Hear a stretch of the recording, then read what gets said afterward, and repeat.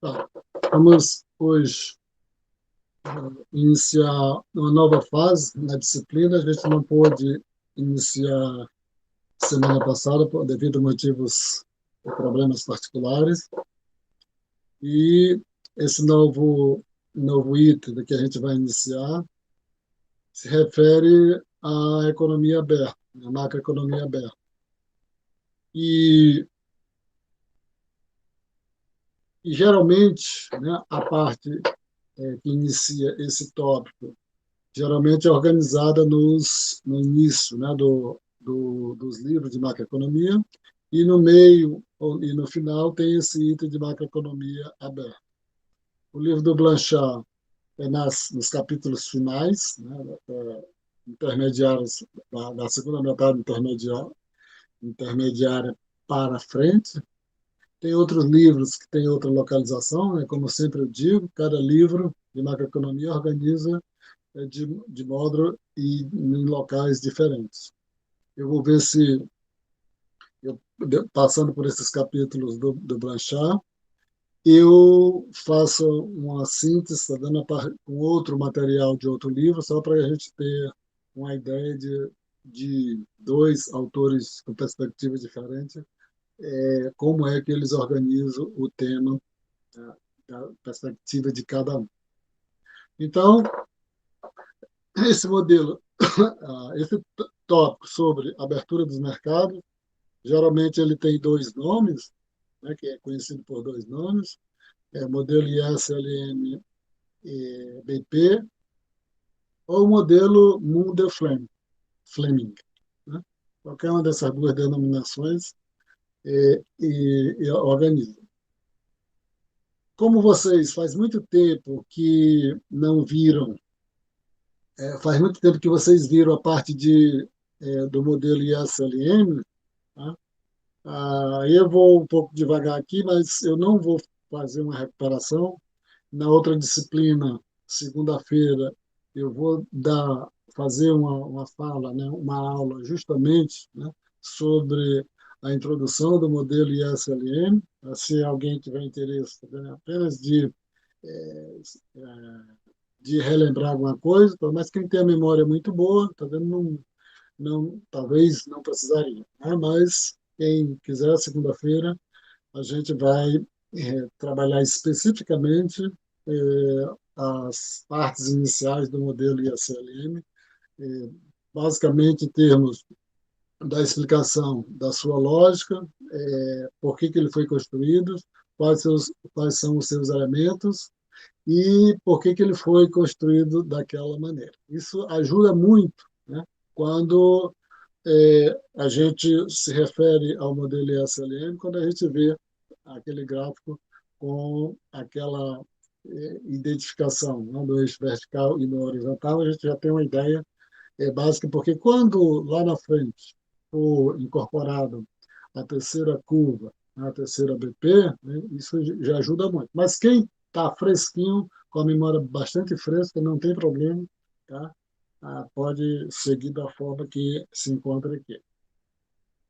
Eu vou aqui para espaço aqui.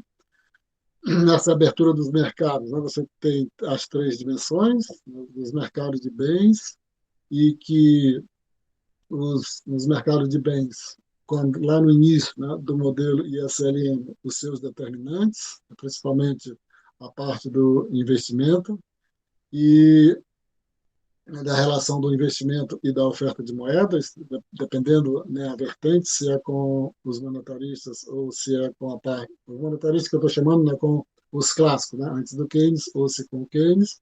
Os mercados financeiros, principalmente referente ao entendimento da determinação da taxa de juros, né, mas aqui tem outra dimensão, né, porque a abertura dos mercados financeiros é basicamente que a gente vai ver que os agentes econômicos vão ter uma possibilidade, né? Se na economia fechada você tem a possibilidade de manter moeda, né? de demandar moeda ou de comprar títulos, isso se refere só à economia nacional. No modelo aberto, nos mercados financeiros, também agora leva em consideração que esses títulos, né, desconsidera aí a questão da demanda por moeda, esses títulos também podem ser divididos entre comprar títulos internos e comprar títulos externos. E de fatores, no mercado de fatores não é considerado porque a mobilidade de fatores geralmente ela é mais restrita, né? Principalmente quando se refere à questão do fator trabalho. Aí ele não tem um impacto muito grande para o entendimento, né, das variações no produto e no emprego decorrências da abertura do mercado de fatores, dado que ele não tem o mesmo impacto da abertura dos mercados de bens e dos mercados financeiros. Esse capítulo ele tem três sessões, mas trata só um, porque na verdade a última sessão é só algumas observações que não tem muito a ver com o tema, e ele tem uma característica, vendo assim, ele não tem muitas páginas, né, mas é um, é um capítulo bem rechonchudo, tá vendo? No sentido de explicar com uma quantidade muito grande de detalhes, né, cada um das questões que trata aqui no capítulo. Tá? Então, talvez pegar outros manuais de macroeconomia, a forma que ele aborda aqui, tá? Não estará no outros livros, porque quando eu falo daquele meio rechonchudo, tá dando um capítulo meio gordinho, tá dando mais no sentido de ele ter uma quantidade boa, razoável, tá dando, de informações para que a gente entender cada uma das questões que ele trata aqui dentro do capítulo. A primeira seção é a abertura dos mercados de bens. Isso significa que eu só vou tratar da abertura do mercado de bens e da abertura do mercado de financeiro. E aqui nós estamos tratando da introdução e não do modelo ISLM-BP propriamente dito. É mais ou menos como a limpeza do terreno, a organização para, a partir do próximo capítulo, entrar no modelo propriamente dito.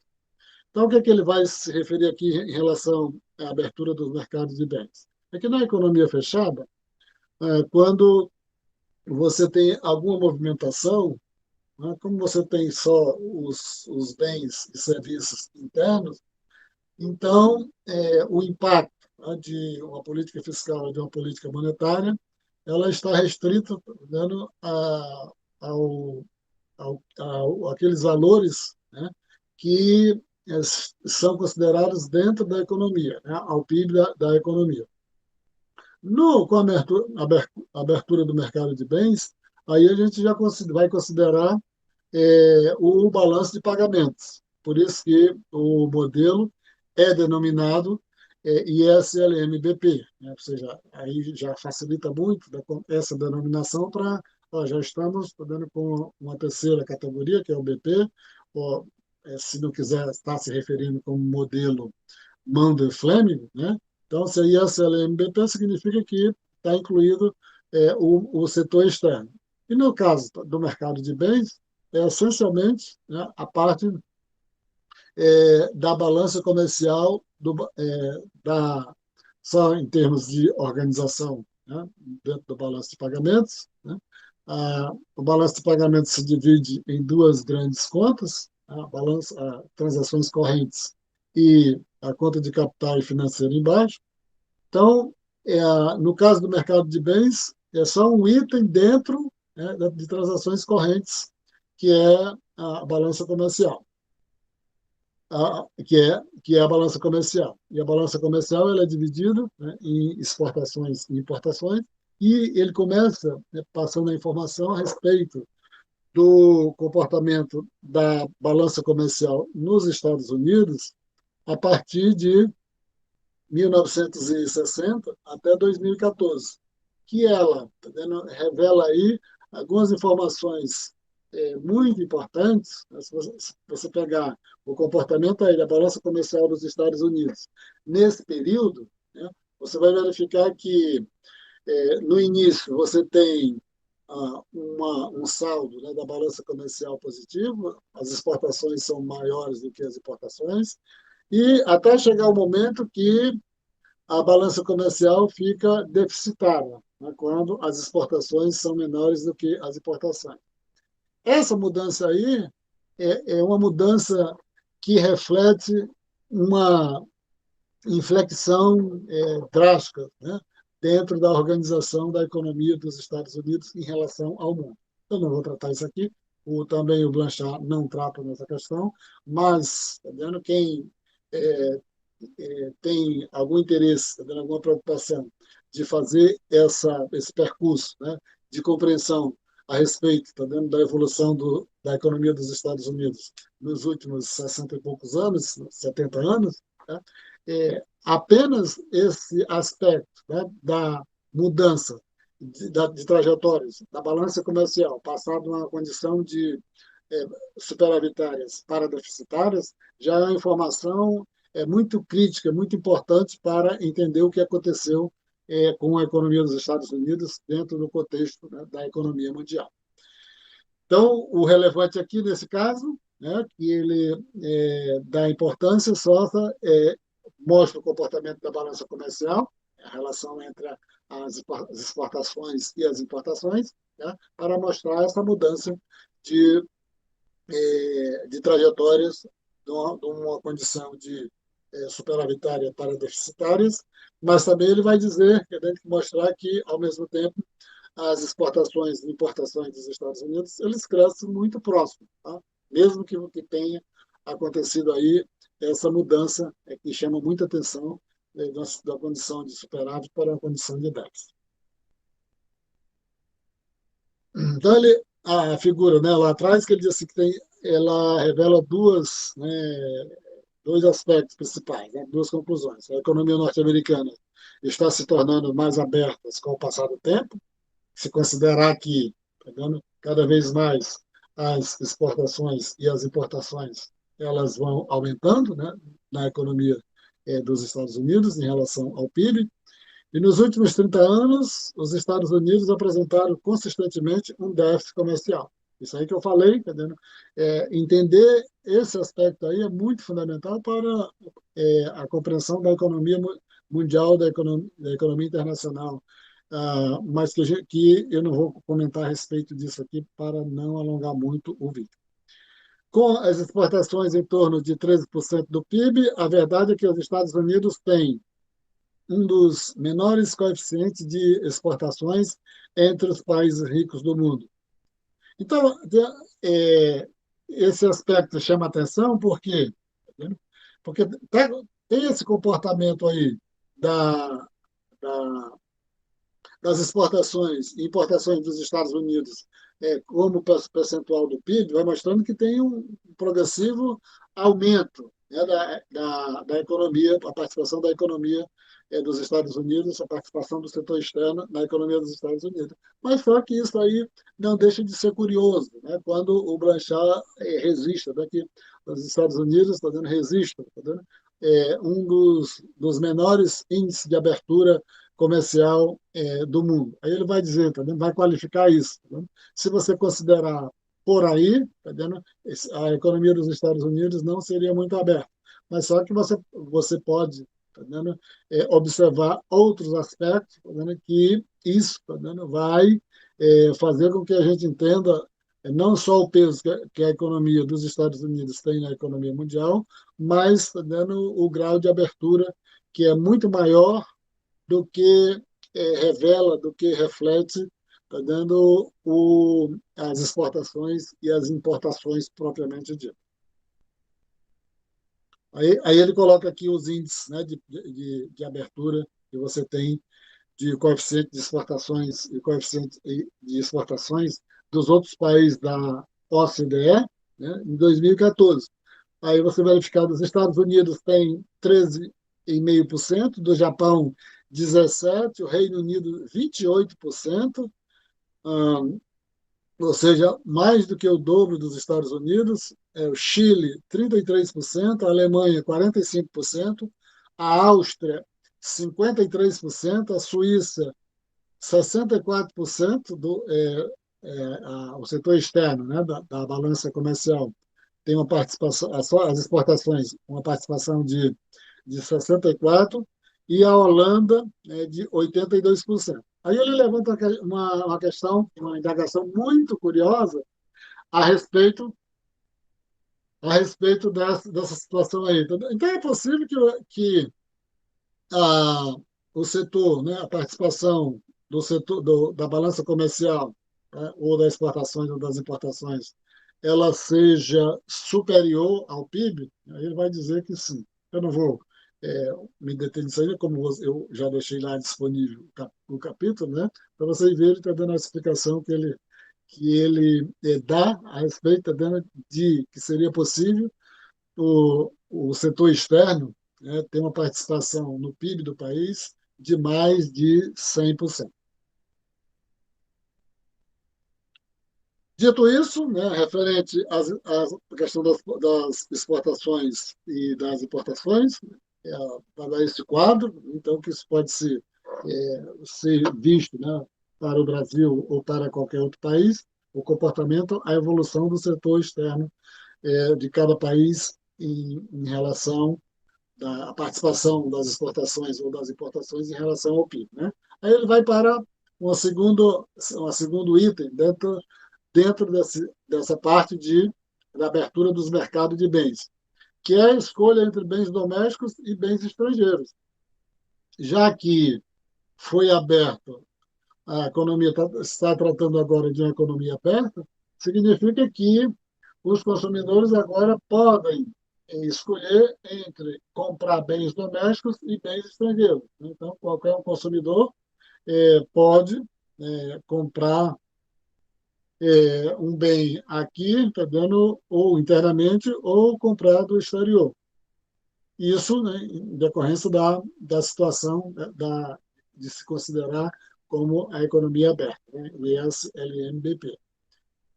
O que determina, né, evidentemente, porque por isso que esse capítulo, né, e toda a discussão a respeito, né, da abertura de tratar a situação, a condição da economia aberta, ele começa com essa introdução porque vai mostrar assim, e o que determina essa escolha entre os bens domésticos e os bens estrangeiros. Né? Mais ou menos essa é o interesse aqui dele fazer essa discussão de escolhas de bens domésticos e bens estrangeiros.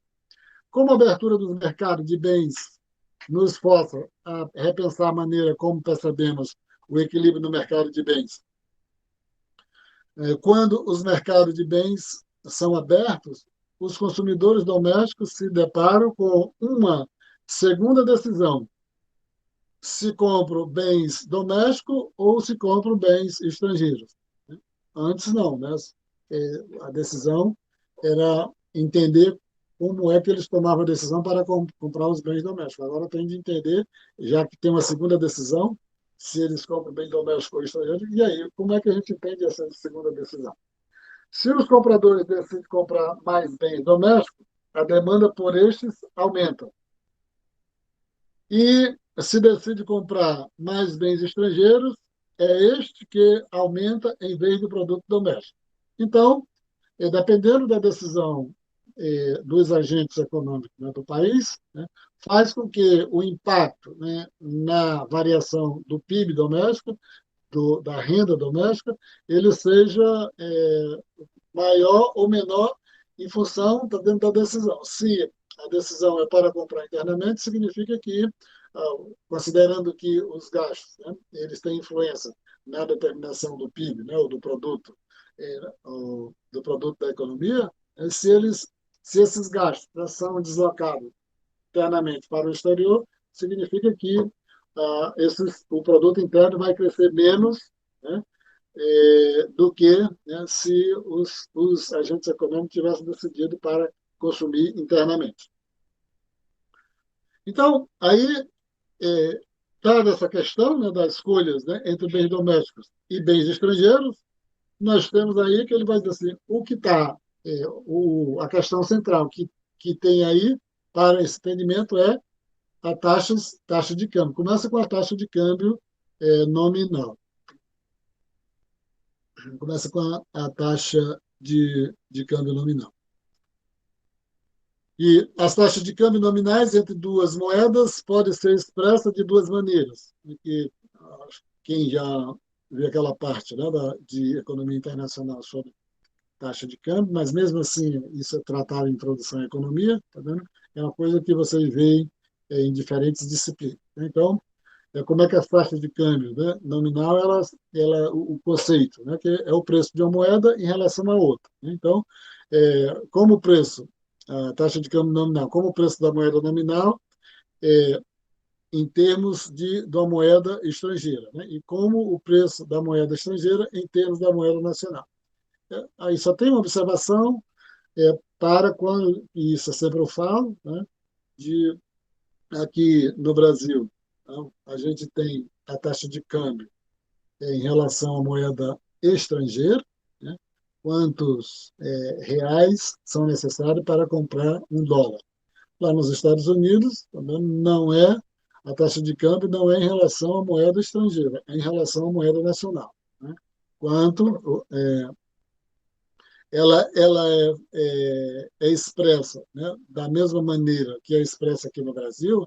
No entanto, quando você vai se referir à questão da depreciação e da apreciação, ela tem outra conotação se você está aqui no Brasil ou se está nos Estados Unidos. Se você diz, né, está lá nos Estados Unidos e se refere que um dólar corresponde a R$ 3, por exemplo, aí você diz que a taxa de câmbio lá nos Estados Unidos se desvalorizou, lá é uma coisa, né?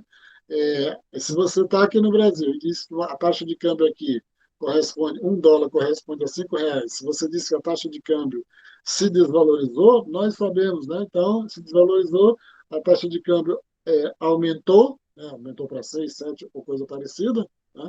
E que é, no caso, diferente dos Estados Unidos, quando a gente está se referindo à taxa de câmbio lá nos Estados Unidos e não aqui no Brasil. As taxas de câmbios entre o dólar e a maioria das moedas estrangeiras mudam todos os dias. Né? Essas mudanças são chamadas de apreciações nominais ou depreciações nominais. As apreciações, né, nominais é quando a moeda fica mais cara, né? E as depreciações nominais, depreciação da moeda, é quando ela fica mais barata, no sentido de, ou seja, né, quando a apreciações do real aqui é quando ela fica mais forte, a moeda fica mais forte, você precisa de menos reais para comprar um dólar. E as depreciações, quando a moeda fica mais fraca, quando você precisa de mais reais para comprar um dólar. Falando isso lá nos Estados Unidos, é que eu estou dizendo. Aí você vai tratar isso de outra perspectiva, né? Porque lá você está tratando, você está analisando a taxa de câmbio lá nos Estados Unidos, né? O dólar em relação às outras moedas. Lá o dólar é moeda nacional, aqui o real é moeda nacional. Quando você está lá e diz que ah, teve uma apreciação da moeda, significa o quê? Né? Que o dólar ficou mais forte, né? O dólar ficou mais forte, você precisa de menos dólares para comprar uma moeda estrangeira. Quando você diz que teve uma depreciação lá, você precisa, tá dando de mais dólares, né, para comprar uma moeda estrangeira. Ou seja, se você está aqui, a moeda nacional é o real, você está aqui, e a taxa de câmbio expressa, né? O dólar em relação ao real, você diz de um jeito, se está lá nos Estados Unidos, então ele até menciona isso no livro, essa observação. A apreciação da moeda nacional é o aumento do preço da moeda nacional em termos de uma moeda estrangeira. Depreciação da moeda nacional é uma diminuição no preço da moeda nacional em termos de uma moeda estrangeira. É possível encontrar duas outras palavras para expressar variações na taxa de câmbio, né, que são as valorizações e desvalorizações. A apreciação seria a valorização, né, e a, e a depreciação seria a desvalorização da moeda. Esses dois termos são utilizados quando os países operam com taxas de câmbios fixas. Que, é, que aí valorizações e desvalorizações. Né? É uma particularidade, né, como no Brasil não é tradição do Brasil, né? Nós aqui falamos, tá vendo, mais dentro da expressão de apreciação e depreciação, porque a nossa moeda, em tese, tá vendo, nós não tratamos com ela fixa, com exceção, tá vendo, que ela é quase considerada como uma taxa fixa, ali em alguns 3 ou 4 anos, ali a partir de 1º de janeiro de 1995. Né? Até ter o problema, né, com o Plano Real em 1998. Aqui ele coloca esse gráfico, né, das taxas de câmbio nominais, da taxa de câmbio nominal entre o dólar e a libra desde 1971. Aí vai mostrar, né, que o preço do dólar em relação à libra, né, a partir de 1971 até 2014, você tem, embora você tenha uma linha, né, que seja possível que tenha uma tendência, mas em alguns momentos você percebe um grande momento de desvalorização do dólar ali no início, tá vendo, dos anos 80. Depois você vai tendo mudanças menos bruscas, né? E uma queda muito grande aqui já é, em 2006. Ele faz uma discussão, tá dando um pouco detalhada a respeito disso, né? Que eu falei que o capítulo é bem rechonchudo, tá dando, porque esses conceitos que vocês já viram várias vezes, ele trata com muitos detalhes. Né? Dito isso, está dando a ideia da taxa de câmbio nominal, aí ele vai dizer como o que interessa para a gente aqui é a taxa de câmbio real, ele disse como é que se passa da taxa de câmbio nominal para a taxa de câmbio real.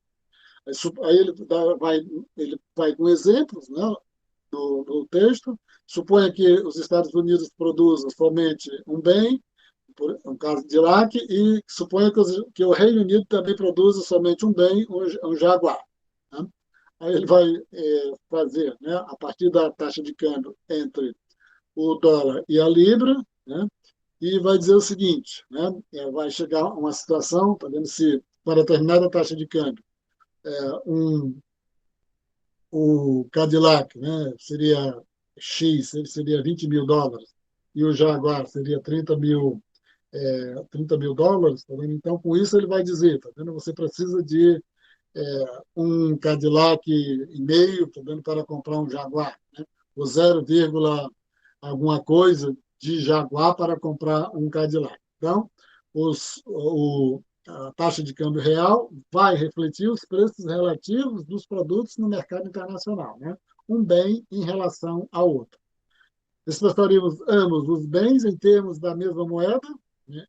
Ou, né, transformar tudo por quanto vale o Cadillac, quanto vale o Jaguar em libra, ou quanto vale o Cadillac e o Jaguar em dólar, né, para ver, tá dando, a correspondência, né, entre o Jaguar e o Cadillac. Suponhamos, por exemplo, que expressemos ambos os bens em termos de libras.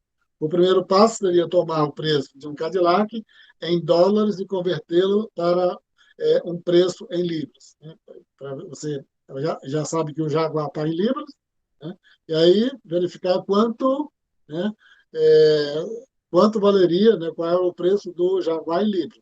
Pega o preço dele em dólares, né? Vê a taxa de câmbio, né?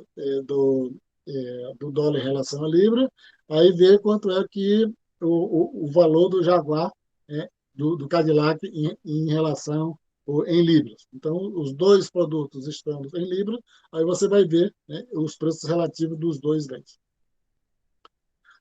O segundo passo seria calcular a razão entre o preço do Cadillac em libras e o preço do Jaguar em libras. Esse exemplo é simples, mas como podemos generalizá-lo? Então, só como eu tinha falado, né, anteriormente, se você descobre, né, ou os dois produtos em dólares ou os dois produtos em libra, aí você vai ver a razão, né, é, do preço dos dois produtos numa única moeda para saber quanto é que vale um Cadillac em relação ao Jaguar, ou quanto é que vale um Jaguar em relação ao Cadillac. Por exemplo, se um Cadillac fosse US$ 50.000 e um Jaguar fosse US$ 100.000, significa que, tá dando, um, você precisa, né, de dois Cadillac, né, para comprar um Jaguar, né? Ou precisa, né, de meio Jaguar para comprar um Cadillac. Só como curiosidade, né, assim, a, hoje em dia isso não é muito comum, você notar a presença muito de um determinado tipo de carro dentro da cidade, né, já que tem uma variedade muito grande, né? Mas lá em Londres, né, é muito comum a gente ver de forma majoritária o carros, né, lá de Londres, lá da Inglaterra, né, daquela marca Land Rover, né? Eles dando pouco, né, com carro de luxo, né, lá, e aí é muito comum, da mesma forma que em algumas cidades brasileiras você tem, principalmente quando tinha muitos taxistas ali no Rio de Janeiro, eu esqueci até o nome do carro, que você via andando como formiga, né, um carro da Chevrolet, da Chevrolet, eu não lembro, Chevrolet não, né, General Motors, eu acho que é Chevrolet. E eu esqueci como é o nome desse carro, tá vendo? Que todos os táxis praticamente eram, tá vendo? Dessa marca. Né? E eu esqueci o nome da marca desse carro. Então, ele vai dizer o seguinte: você tendo os preços relativos de dois bens, mas só que nós estamos trabalhando com macroeconomia, aí isso não tem importância. Verificar a partir dessa lógica, desse entendimento, de você verificar o preço relativo de dois produtos, né, como a gente vai fazer, tá vendo? Parecido com isso para o entendimento dos preços relativos entre, né, dois países, não considerando apenas um bem, né? Porque é óbvio, tá vendo, que cada país tem uma infinidade de bens. Aí ele vai colocar aqui essa situação, tá vendo? Mas dizendo o seguinte, tá vendo, que essa relação entre dois bens, tá vendo, ela é bastante ilustrativas, tá dando daquilo que a gente vai entender de outra forma, tá? Da relação dos produtos, né? Dos produtos do conjunto dos produtos entre dois países. Em vez de utilizar o preço dos dois produtos, né, de um Jaguar e de um Cadillac, temos de usar o índice de preços para todos os bens produzidos no Reino Unido e o índice de preços para todos os bens produzidos nos Estados Unidos. Isso é exatamente o que fazem os deflatores do PIB. Né? Então, geralmente, nos capítulos iniciais dos livros de macroeconomia, tem outras disciplinas que eu não lembro, ele vai fazer essa discussão, né, sobre os deflatores do PIB, tá vendo? Ou deflatores internamente da questão da inflação, é que você tem uma série, né, a partir de um determinado período de 50 anos ou 20 anos, etc., você coloca como valor num determinado ano, né, e para deflacionar ou inflacionar esses valores, tá dando, para você ficar com uma base, né, de referência para entender não, está dando a partir dos valores nominais, mas a partir dos valores reais, descontando as variações de preço. Tá? Então, ou seja, você não vai utilizar os bens, né, mas vai utilizar os índices, né? Um índice geral, né, que é calculado a partir, tá vendo, dos deflatores, né, dos deflatores. Aqui no caso é do PIB, porque a gente está tratando do país em geral. Né? Esse aqui, se a gente quisesse, né, fazer uma referência à questão específica da inflação, quanto a inflação, né, há 40 anos atrás, né, você ia utilizar um determinado índice para ter como referência, né, hoje, né, o ano de 2021, ou o ano de 1990, ou o ano de 2000, tendo como referência o ano, você ia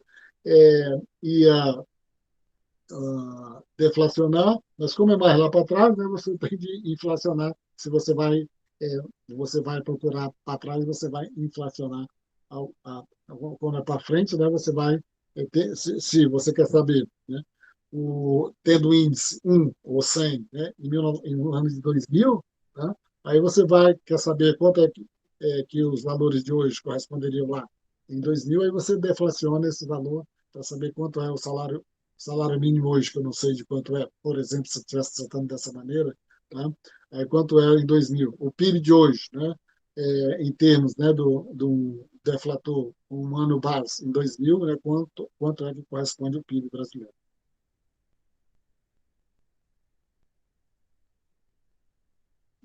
Então, os preços dos bens nos Estados Unidos em dólar, aí ele vai para né, a fórmula, né, que a gente passando da taxa de câmbio nominal para a taxa de câmbio nominal. Aí ele vai, né, mostrar as notações, né, para a fórmula. É, Geralmente é muito parecido nos vários livros, mas tem mudanças, né, nessa questão. Mas entendendo aqui ó, cada uma dessas notações, então, quando você partir de um livro para outro, não vai ter diferença, porque o cálculo é o mesmo.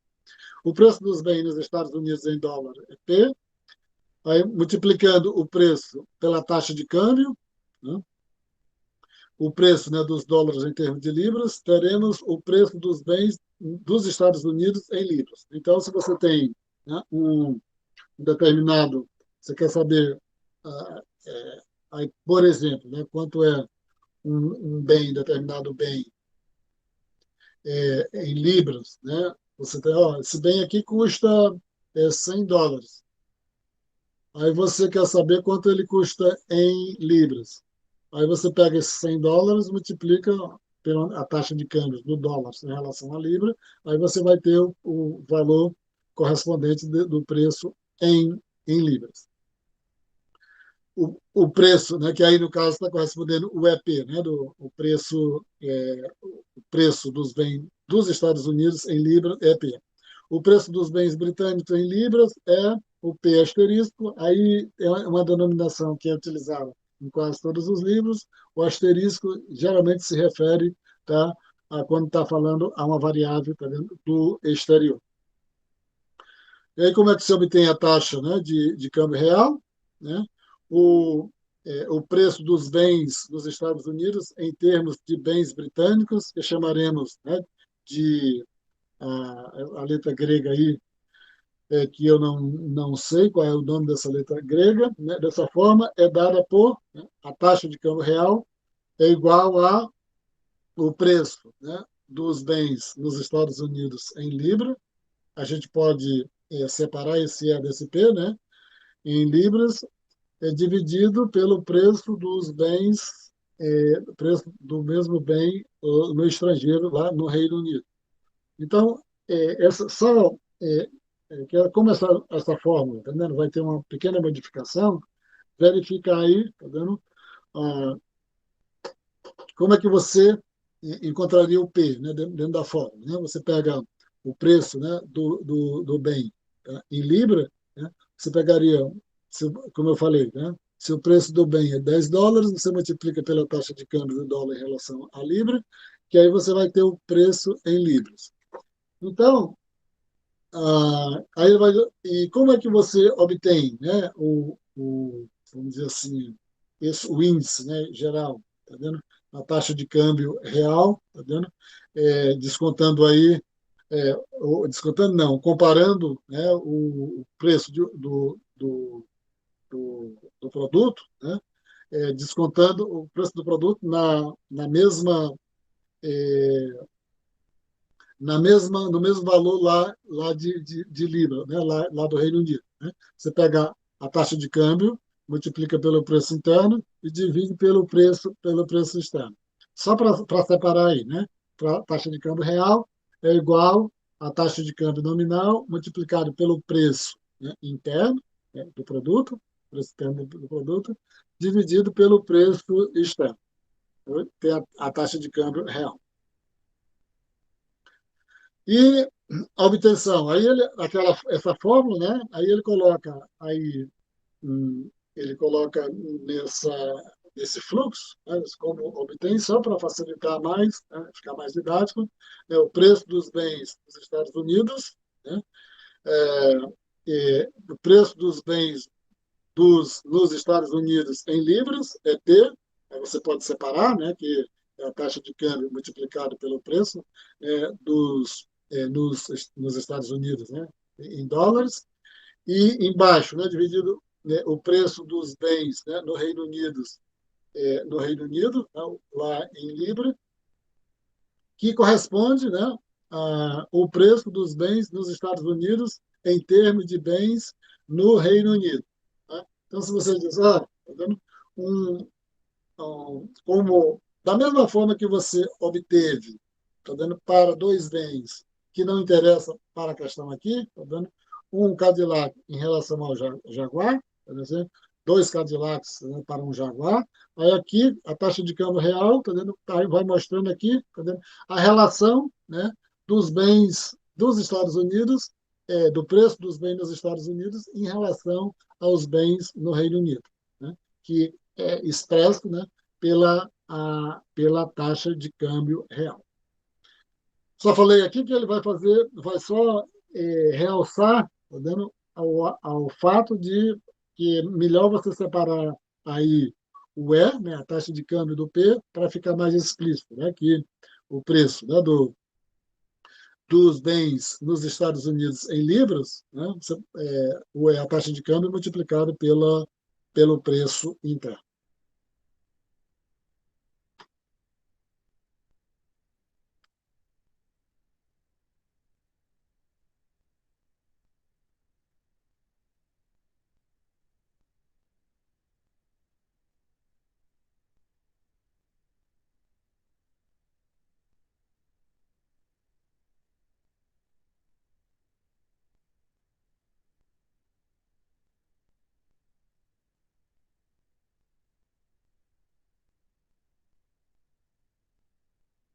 E aí, eles só explicando, né, o que está lá no slide anterior, né, as taxas de câmbios reais, né, elas variam ao longo do tempo, ele vai fazendo mais alguns comentários, é óbvio, tá vendo?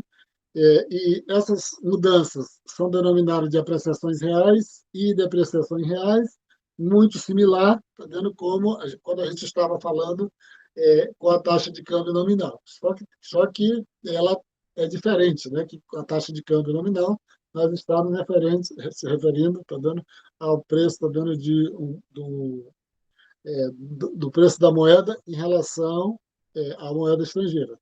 E a taxa de câmbio real, nós estamos comparando a apreciação e depreciação do produto de um país em relação aos produtos dos outros países.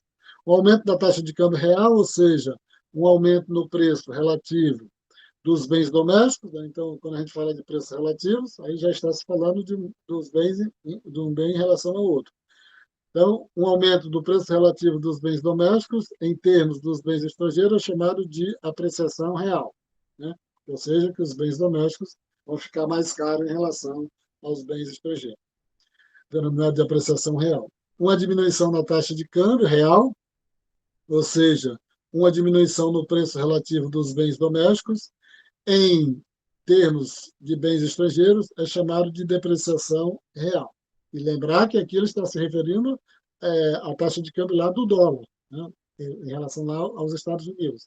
Não é, nós não estamos tratando aqui da referência de moeda nacional como o real aqui, que dá que nem eu falei, está dando a natureza da apreciação real, o nominal e ou depreciação é diferente aqui quando a gente tem como base que aqui a moeda nacional é o real e lá e nos Estados Unidos é o dólar. Aí ele vai fazer uma comparação aqui, né, da evolução da taxa de câmbio real entre os Estados Unidos e o Reino Unido a partir de 1971. E que, primeiramente, né, essa evolução mostra que você tem uma variação, né, e da taxa de câmbio, né, nominal muito maior, tá vendo? E no início, né, mostra que a taxa de câmbio real é superior à taxa de câmbio nominal entre os dois países, né? Ele vai fazer várias observações sobre isso, tá vendo? Dizer, ó, tá vendo? É possível, que aconteça variações opostas, tá vendo? Quando a variação nominal vai numa direção, a variação real vai noutra, é possível. Tá vendo? Então, ele faz uma discussão com vários detalhes a respeito, tá dando, é, e mesmo a partir, né, do gráfico, né, que mostra aí a variação da taxa nominal, né, da taxa de câmbio real entre os Estados Unidos e o Reino Unido. Aí ele vai mostrar o seguinte, né, que é muito próximo, tá vendo? Já a partir da década de 90 para cá, tá vendo? Eles andaram muito próximo, né? Andaram muito próximo, tá? Essas duas variáveis, né? A taxa de câmbio real e a taxa de câmbio nominal. Composição por países das exportações e importações dos Estados Unidos em 2014.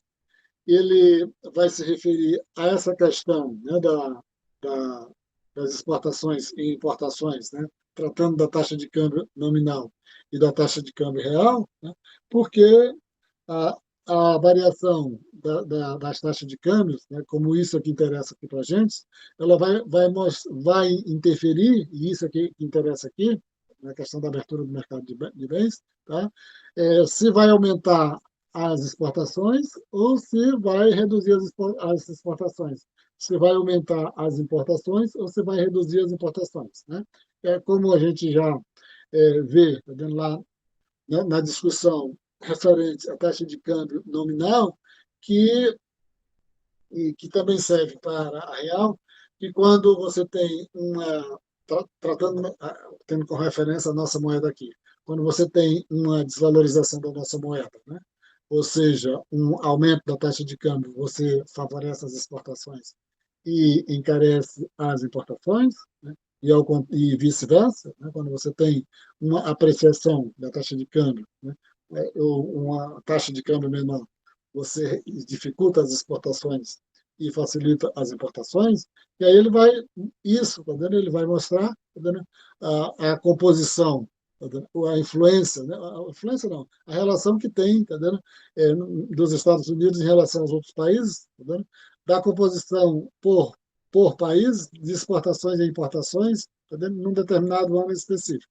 Aí vai dizer o seguinte, que a proporção de exportações, né, em percentual, tá vendo? No Canadá, tá? 16%, 16% no Canadá e 15% e 16 no Canadá, a participação, né? Das exportações, 16% e das importações, você tem 15%.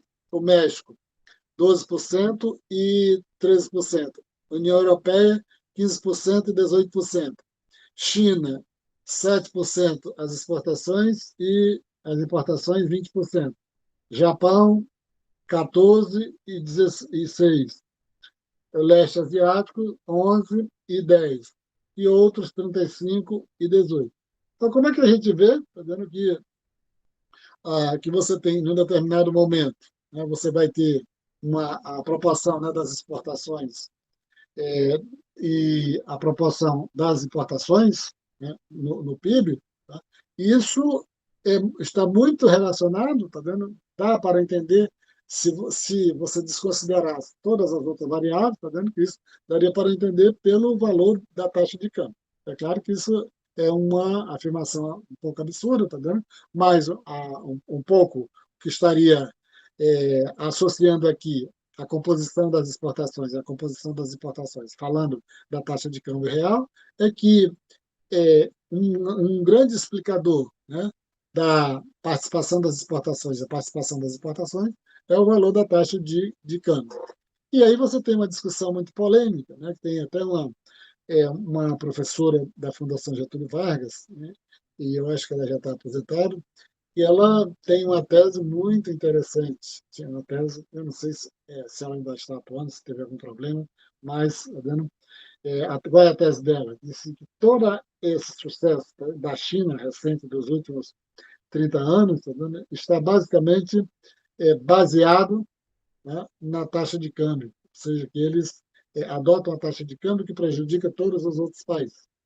Então, e isso, o nome dela parece que tem o sobrenome Vera, o nome dela é Vera Trost, mais ou menos assim, não saberia pronunciar, muitos menos soletrar o nome dela, né? Mas pronunciando na direção é Vera Trost. Nem todo mundo concorda com essa tese, né? Porque tem gente que acha que a China tem, tem características específicas, particulares, que não dá para explicar só por essa questão da taxa de câmbio. E aí, ou seja, né, de que a taxa de câmbio tem uma relação direta para explicar o sucesso de determinado país. A principal mensagem transmitida pela tabela é que os Estados Unidos efetuam a maior parte de seu comércio com três grupos de países. Como passamos de taxas de câmbios bilaterais para multilaterais, que reflitam essa composição do comércio. Só para lembrar que tem aqui ele não está tratando disso, né? Que tem uma explicação de outra natureza, né? A respeito de dizer por que um país comercializa mais do que o outro, né? Aquela teoria, né? Da gravidade vai dizer o seguinte, né? Que se você vê, tá vendo? Que se um país tem um grande PIB, é, e um grande PIB e é próximo de outros, aquilo ali, automaticamente, ele vai ter um grande comércio com aquele país. Né? Mas aqui ele não está tratando disso, tá vendo? Ele está se referindo principalmente à questão da taxa de câmbio real. Pesamos cada país a partir do quanto comercializa com os Estados Unidos e a partir do quanto compete com os Estados Unidos em outros países. Né? Então, está só se referindo aqui, tá vendo? Essa questão um pouco associando a taxa de câmbio, por que o Canadá e o México comercializam muito com os Estados Unidos, por que outros países, mesmo sendo maiores talvez do que o México, comercializam menos do que os países. Aí você, é claro que tem outras questões que vai ser considerada. A variável obtida é denominada taxa de câmbio real multilateral dos Estados Unidos. Né? Essa observação aí da taxa de câmbio multilateral, né? Porque quando você se refere apenas a um país em relação a outro, quando estava tratando dos Estados Unidos em relação ao Reino Unido, aí você tem uma taxa de câmbio bilateral. Mas quando você vai fazer uma análise, né, da relação do comércio de um país em relação a todos os outros, né, vai que o Brasil tem um comércio com a China de 5%, com os Estados Unidos de 3%, com a União Europeia de 10%, etc. Tá vendo? Aí você não estaria considerando uma taxa de câmbio bilateral, mas uma taxa de câmbio multilateral. Então, até aqui que ele se refere, tá vendo? Chega ao final, né, da abertura dos mercados de bens, e explicando basicamente que o que interessa aqui é a taxa de câmbio real. Vou voltar lá para a fórmula, tá? Só para que a gente que taxa de câmbio real é igual a taxa de câmbio multiplicada pelos preços internos dividido pelos preços externos. Então, essa é a questão central, tá vendo? Para entender a partir da taxa de câmbio real, tá? Por que um país comercializa mais do que o outro, ou melhor dizendo, aqui dentro do assunto, né? O que é mais importante para que os agentes econômicos escolham os bens internos ou os bens externos. E aqui agora, na abertura dos mercados financeiros, lá a gente viu que a variável principal era a taxa de câmbio, foi a taxa de câmbio real. E aqui nos mercados financeiros, qual vai ser a variável mais decisiva para a gente entender a respeito, né, de o que os agentes econômicos escolhem? Nos mercados de bens, né, a gente viu que eles não vão escolher entre comprar internamente, né, principalmente a partir da categoria da balança comercial, exportação e importações, eles vão escolher comprar internamente ou vão importar, é, e isso, né, de certa forma, vai influir mais ou menos, né, na variação do produto interno.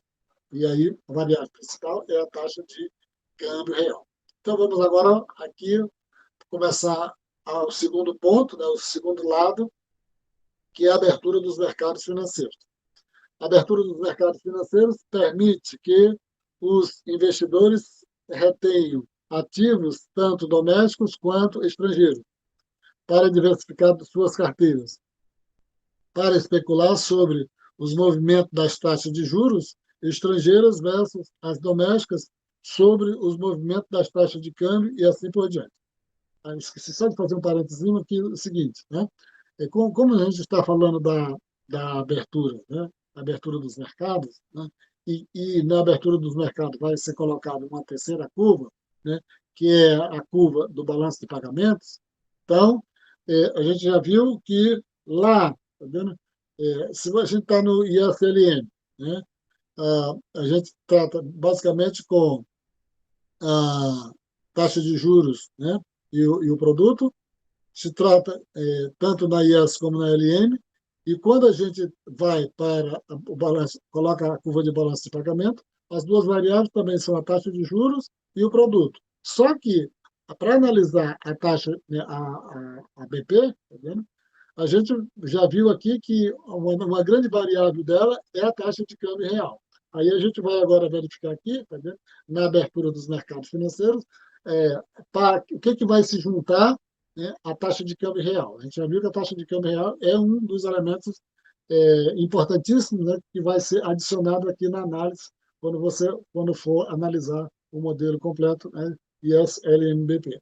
A gente já viu que tem a taxa de juros, o produto, né? Agora a gente viu que vai lá na frente, lá no outro capítulo, incorporar o BP, e o BP, essencialmente, a gente já viu que o primeiro ponto é a taxa de câmbio real. Ela, né? Só repetir aqui o primeiro ponto, né? A abertura dos mercados financeiros permite que os investidores retenham ativos na economia fechada, né? Os, ela é analisada essencialmente entre se os agentes vão demandar moeda ou se os agentes vão demandar títulos. Aqui não, né? Não vamos desconsiderar um pouco dessa questão da demanda de moeda, que vai estar incluída.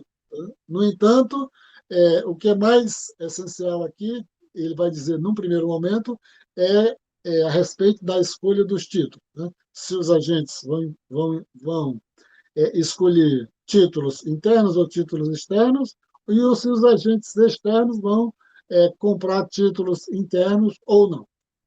Ela permite, né, ou seja, o elemento principal aí, né, é a taxa de juros, né, ela permite que os países tenham, só repetir aqui, diversificar suas carteiras para especular sobre os movimentos da taxa de juros estrangeiras versus a doméstica, sobre os movimentos da taxa de câmbio e assim por diante.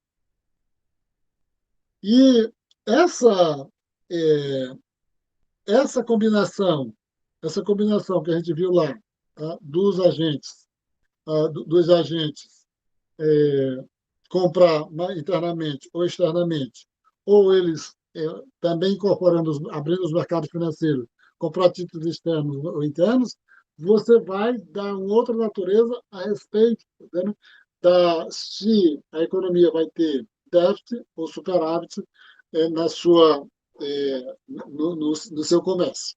E como a gente vai tratar aqui do mercado financeiro, na realidade aqui não vai se referir especificamente à questão dos déficits e superávites comerciais, né? Porque se isso a gente estivesse falando basicamente da conta de transações correntes. Mas aqui, no mercado financeiro, ele extrapola a conta de transações correntes, né? Significa que a gente vai tratar, tá vendo, de déficits e superávites, tá vendo, do balanço do balanço de pagamento em seu conjunto. As transações de um país com o resto do mundo, incluindo fluxos tanto comerciais quanto financeiros, são resumidas por um conjunto de contas denominadas balanço de pagamento. E, tá vendo? O que é mais tradicional quando a gente pega o balanço de pagamentos? Sem repetir toda aquela questão da definição de balanço de pagamentos, etc. Tá vendo? Aí você diz qual é a primeira grande divisão que a gente faz de balanço de pagamentos, a conta de transações correntes que é a parte de cima, e a conta de capital e financeira. E isso também dá a possibilidade, né, de a gente analisar a situação externa do país. Se o país tem um déficit superávit na parte de cima, ele tem de ele tem de compensar pelo déficit ou superávit pela parte de baixo. Então, isso, né, essa questão aqui, é, o central aqui chegou, tá vendo, naquilo que vai completar lá o modelo, né, que vai ser visto no próximo capítulo, do modelo ISL-MBP, que vai incluir o balanço de pagamento dentro do modelo. Essas transações, né, do país com o resto do mundo, tá vendo? Incluindo fluxo, tanto fluxos comerciais, né, quanto financeiros, ela é resumida no balanço de pagamento. E vamos ver como é que se analisa, né, se entende a dinâmica do balanço de pagamento. Aí ele coloca, né, uma figurazinha bem resumida do balanço de pagamentos, só para mostrar, né, e aí ele se refere, né, especificamente ao balanço de pagamento dos Estados Unidos de 2014. Tá? Na parte, ela é dividida, né, na parte de cima e na parte de baixo. Na parte de cima você tem a conta de transações correntes, na parte de baixo você tem a conta de capital e financeira. Não teria muita, aqui vamos dizer, importância, é, vamos considerar como dado, tá vendo? Todo o destrinchamento, tá vendo? De como se divide a conta de transações correntes, né? Aqui a balança comercial, a de serviços, né? E de transações unilaterais e a conta de renda. Tá? Embaixo, né? Você teria a conta de capital financeira e que aí você teria duas coisas básicas aí, né? Como investimentos externos diretos as, e a entrada e saída de capitais, né, de curto prazo. Né? Então, essa é a divisão básica de baixo, que ela tem desdobradas em alguns itens, mas só para entender em que ela se basearia para poder, né, a gente fazer aquela amarração, como é que analisa a parte de cima. Se você tem um resultado da parte de cima, você tem de ter um resultado oposto da parte de baixo para compensar. Se tem um déficit na parte de cima, tem de ser compensado pelo superávit na parte de baixo. Se você tem um superávit na parte de cima, você não tem muito problema, pode ter um superávit na parte de baixo. As escolhas entre ativos domésticos, né, e ativos estrangeiros, a abertura dos mercados financeiros, dos mercados financeiros, né, investidores se deparam com uma nova decisão, a escolha entre ativos domésticos e ativos financeiros. Consideraremos, por exemplo, a escolha entre títulos de um ano dos Estados Unidos e títulos de um ano do Reino Unido, do ponto de vista de um investidor dos Estados Unidos. Vou só voltar aqui, tá dando para depois vocês observarem isso aqui, porque vai ser interessante quando você estiver lá no outro capítulo, né, para entender por que a questão das movimentações, né, da curva BP, tá vendo o impacto, tá vendo, da mudança do, do saldo, né, do balanço de pagamentos, tá, lá no modelo. Ele tem essa importância aqui. Mas, tá vendo, aqui a gente vai na direção de dizer o seguinte: qual é o conceito mais importante aqui para a gente entender, né, para a gente entender aqui a abertura do mercado financeiro. E considere que aqui tem um erro, está vendo que na parte de cima, está vendo em verde, está a abertura do mercado de bens. Né? Na realidade, a gente já está tratando dos mercados financeiros. Tá? E eu não mudei, tá? Eu fui colando e não mudei a, a parte do cabeçalho da sessão. Nós estamos falando sobre os mercados financeiros, né? Da forma que está aí. Abertura dos mercados financeiros. Então, agora, os investidores, né, eles podem escolher entre ativos domésticos e estrangeiros, e aqui, como o livro é lá de macroeconomia dos Estados Unidos, ele vai tratar a partir, né, de um investidor dos Estados Unidos.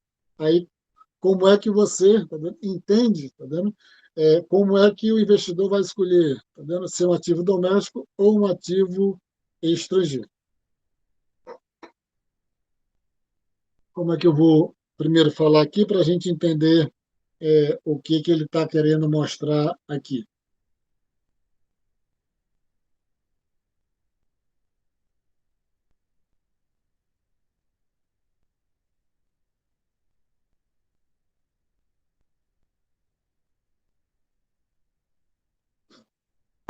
Então, ele é, colocou a gente colocou na slide passada, está vendo que o investidor, agora ele vai ter, né, um investidor lá dos Estados Unidos, ou pode ser um investidor brasileiro.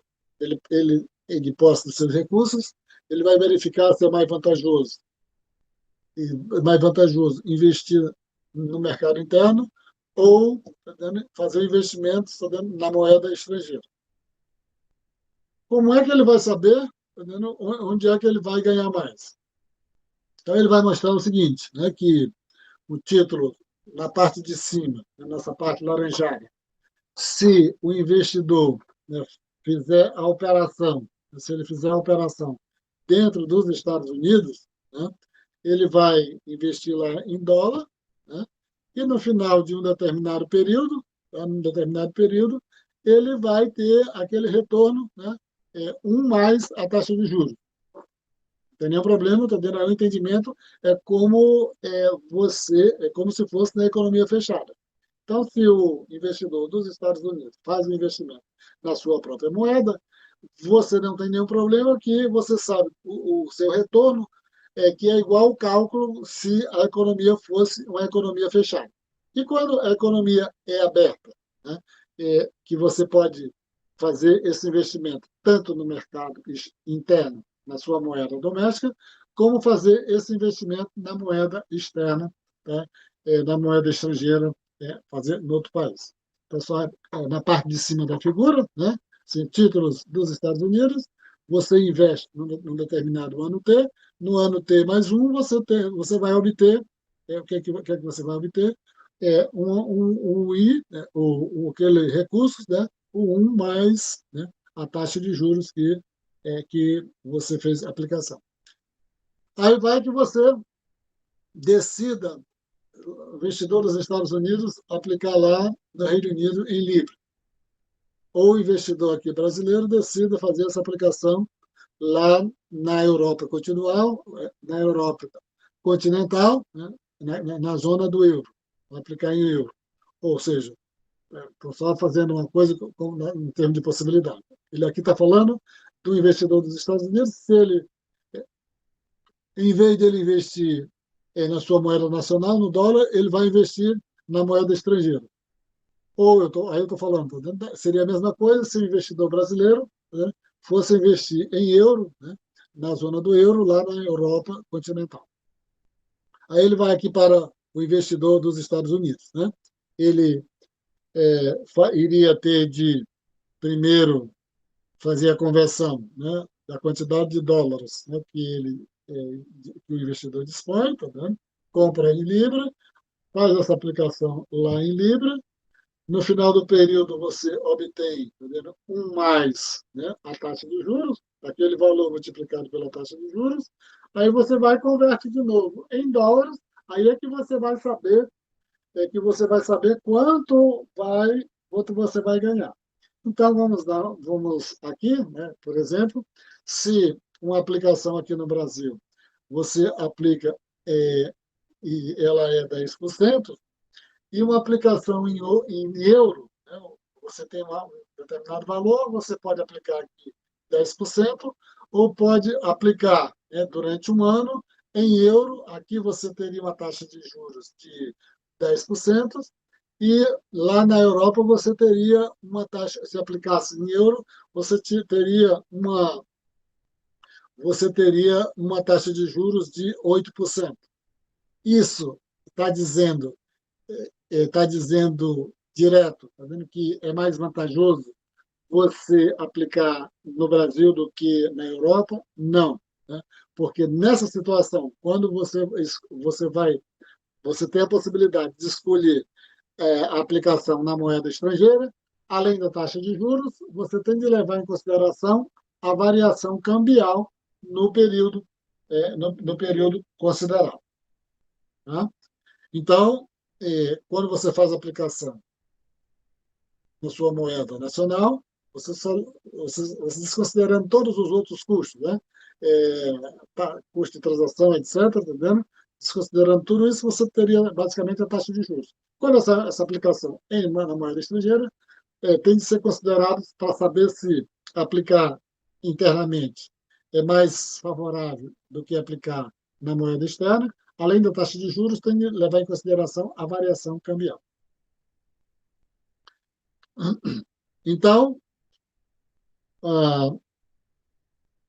essa aí continua errado, né, o título, né, porque é a abertura do mercado financeiro em si, né, a escolha entre os ativos.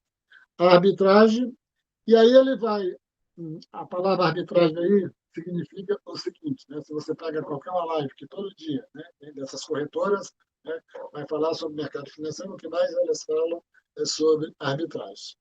A arbitragem é, tanto você pode tratar dessa questão de arbitragem em relação a títulos diferentes, tá vendo? Como você pode tratar de arbitragem aqui em relação à taxa de juros de países diferentes. A arbitragem aqui, arbitragem diz o seguinte, né? É, que você vai comprar é, onde é barato e vender onde é caro, né? Então, você vai fazer isso que os valores sempre vão convergir. Ou a taxa de juros vai convergir, ou a taxa de câmbio vai convergir. E os investidores, tá vendo, realizam o processo de arbitragem, tá vendo, que é pela própria natureza do mercado, e esse processo, né, de arbitragem leva a que os valores sempre se aproximem, né, para os valores de mercado. Mas aí vamos considerar, né, que taxas de juros são diferentes em diferentes países, né, e levam necessariamente os investidores a buscarem, tá vendo, taxas de juros maiores, tá vendo, nos países que eles descobriram. E isso, né, esse processo de arbitragem, é, vai fazer com que o investidor, né, vai decidir se é vantajoso ou não, né, pelo processo de arbitragem, aplicar lá fora ou aplicar dentro. Aí vai assim. A arbitragem implica que a seguinte relação deve valer, né? Que o mais a taxa de juros, né? A aplicação doméstica, não mais a taxa de juros. Se você faz uma aplicação interna, né? Você vai obter um acréscimo, né, da taxa de juros. Ela é igual, tá vendo? Ela é igual à aplicação no mercado externo, né? Que é igual à taxa de câmbio, né? A taxa de câmbio multiplicado por 1 mais a taxa de juros externa, né, multiplicado pela relação, né, do inverso da taxa de câmbio esperada, né, no período, no período no final do período. Em, ah, vamos dizer assim, resumindo, o que está dizendo aí? Está vendo que essa equação está dizendo, né? Que, pelo processo de arbitragem, tá vendo? A aplicação doméstica, tá vendo? Ela, na moeda doméstica, ela deve ser igual, tá vendo? À aplicação na moeda externa. Em essa condição sendo diferente, né, os investidores, né, têm motivos para decidir, tá vendo, se vão aplicar internamente ou externamente, né? Mas quando tá dando quando há essa igualdade, é indiferente aplicar internamente ou no mercado externo. Aí ele coloca só reorganizando, né, no sentido organizando o lado direito, né, que a aplicação na moeda interna é igual a aplicação na moeda externa, né, 1 mais a taxa de juros externas, multiplicado pela taxa de câmbio, dividido pela taxa de câmbio esperado, pela variação, né, da taxa de câmbio esperado, no período, né, no final do período. Então, o que tem de novidade aqui, lá quando nós estávamos falando dentro da questão da taxa de câmbio real, né? Lá, tá vendo? De lá para cá, agora nós temos, tá vendo? Além da taxa de câmbio, precisamente, né, da taxa de câmbio nominal, a gente tem a taxa de câmbio esperada, né, já que ele está explicando o seguinte, né, você tem talvez um período de 1 ano, né, a pessoa quer saber se é mais vantajoso você aplicar na moeda interna, aplicar internamente, ou na moeda externa. Aí ele diz o seguinte, que pelo processo de arbitragem, tá vendo, há uma igualdade quando, tá vendo, a aplicação, né, na moeda externa, na moeda interna, é igual à aplicação na moeda externa. quando as taxas de juros, né? As taxas de juros também são as mesmas, né, considerando também a variação da taxa de câmbio esperada. A equação acima é chamada de relação da paridade descoberta de juros ou simplesmente condição da paridade de juros. Essa, esse conceito é que ninguém pode esquecer. Esse conceito é que ninguém pode esquecer. Né? Por quê? Porque quando a gente está normalmente se referindo a essa questão da taxa de câmbio, tá vendo? Se um país é mais rico do que o outro, etc., tá vendo? Geralmente nós estamos nos referindo à PPC, a paridade do poder de compra.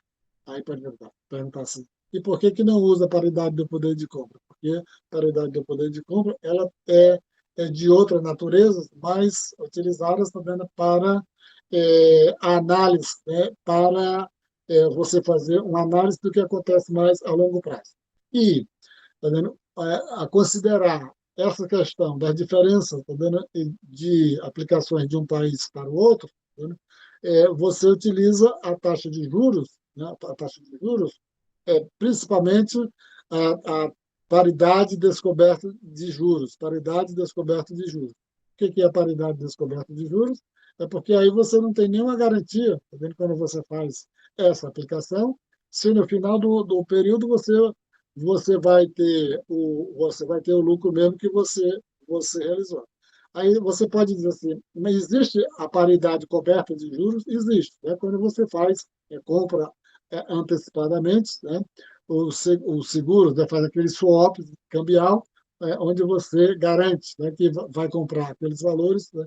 Pelo aquele preço, né? Aquele preço estipulados, né, previsto né, para ser comprado no período que você acordou né, na operação. Mas aqui, para essa questão, né, se considera tá vendo, a paridade descoberta de juros. E o que é a paridade descoberta de juros? Né? Quando a paridade descoberta de juros, né, quando você tem, tá vendo, além de não ter uma garantia, ela está dizendo que quando a taxa de juros doméstica, tá vendo, ela possibilita a mesma rentabilidade do que a taxa de juros externas né, do outro país, considerando aí também a variação da taxa de câmbio.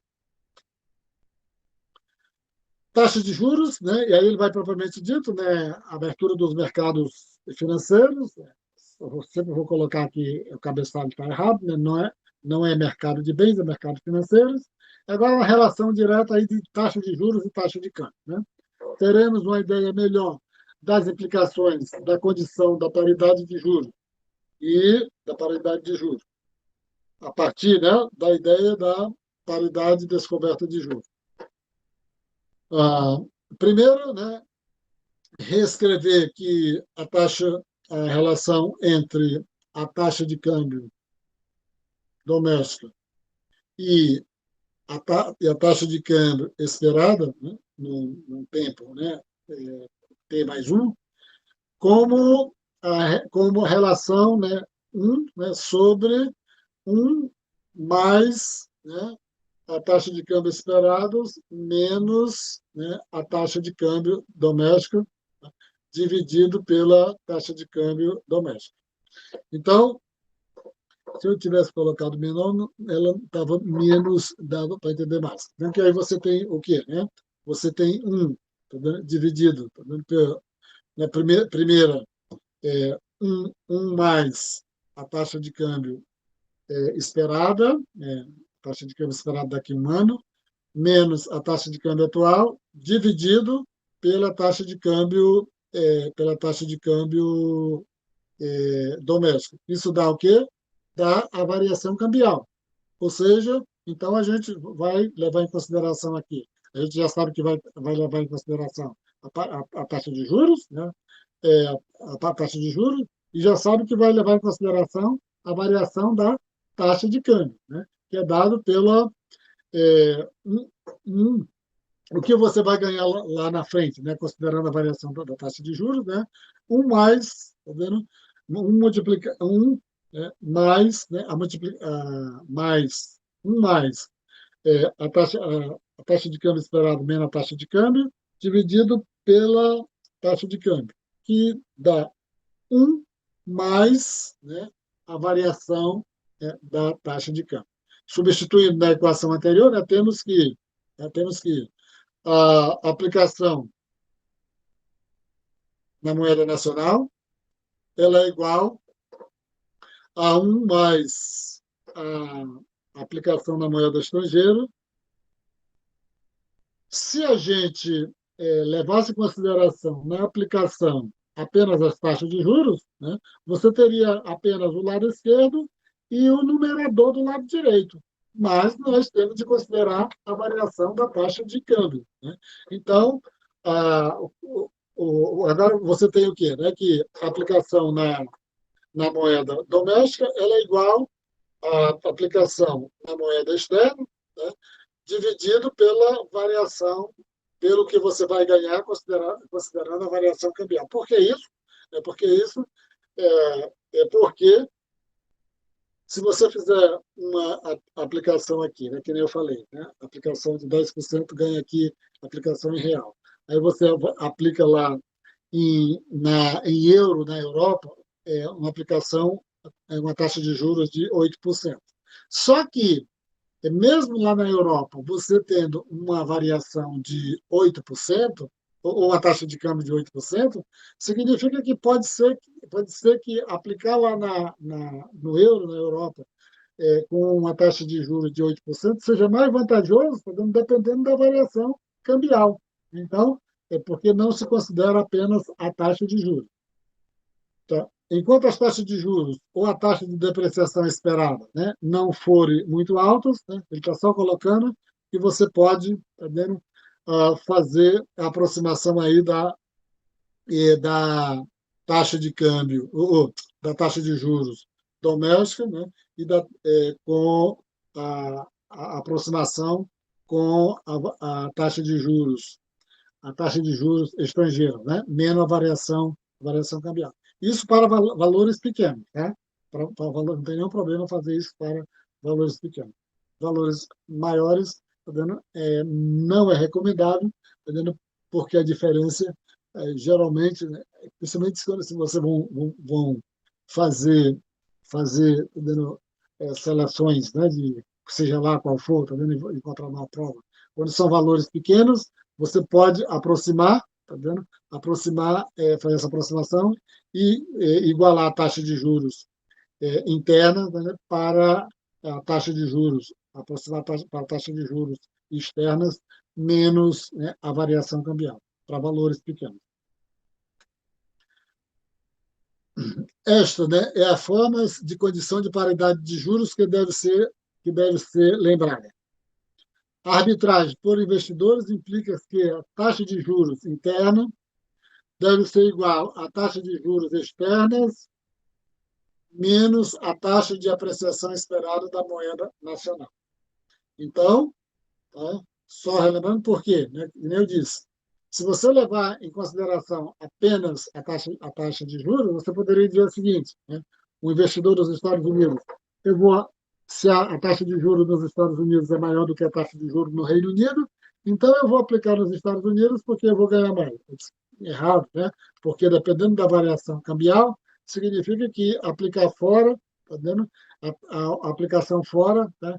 A variação cambial ela compense, tá vendo? O fato da taxa de juros ser menor fora. Então, a rentabilidade pode ser maior. Observe que a taxa de apreciação esperada da moeda nacional é também a taxa de depreciação esperada da moeda estrangeira, né? Que é o inverso. Né? Se você está dizendo que, se você fala que você teve uma valorização aqui a valorização aqui do nosso câmbio, né? Uma valorização do real, você está comparando aqui com o dólar, significa que para nós significava uma desvalorização, né? Uma depreciação do dólar, né? Uma depreciação do dólar. Só colocando que uma coisa é o inverso do outro.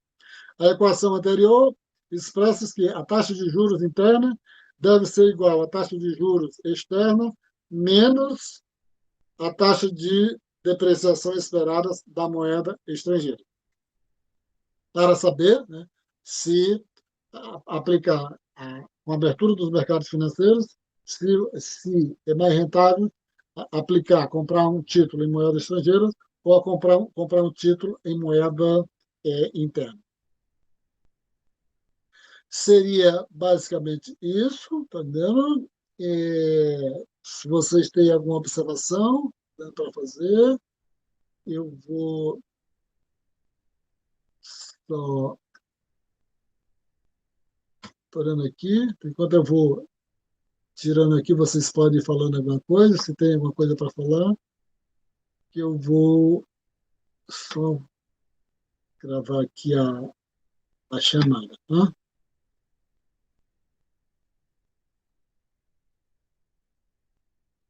Ninguém tem alguma coisa para falar?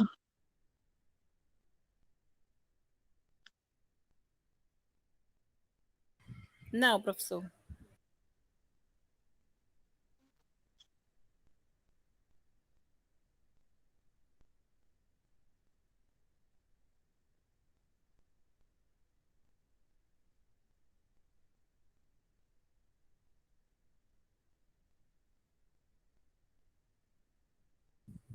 Eu entendi, de boa.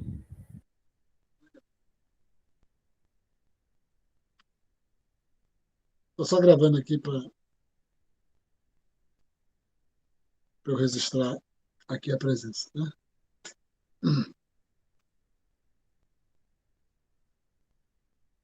Então tá bom. Eu vou só, estou só gravando aqui. Como ninguém tem nada a falar, quem quiser ir saindo já pode ir saindo. Eu vou só registrar a presença aqui. Boa noite, professor. Boa noite, boa noite. Boa noite. Boa noite, professor. Boa noite. Boa noite, Pessoal, professor. Boa boa noite. noite.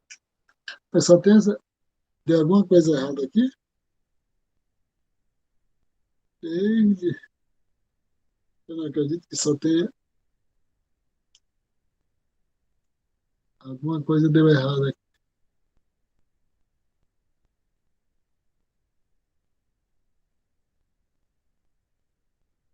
Só tá aparecendo um, é, professor? Tem alguma coisa errada aqui. Mas eu vou ver se no final eu consigo recuperar o certo. Beleza. Boa noite, professor.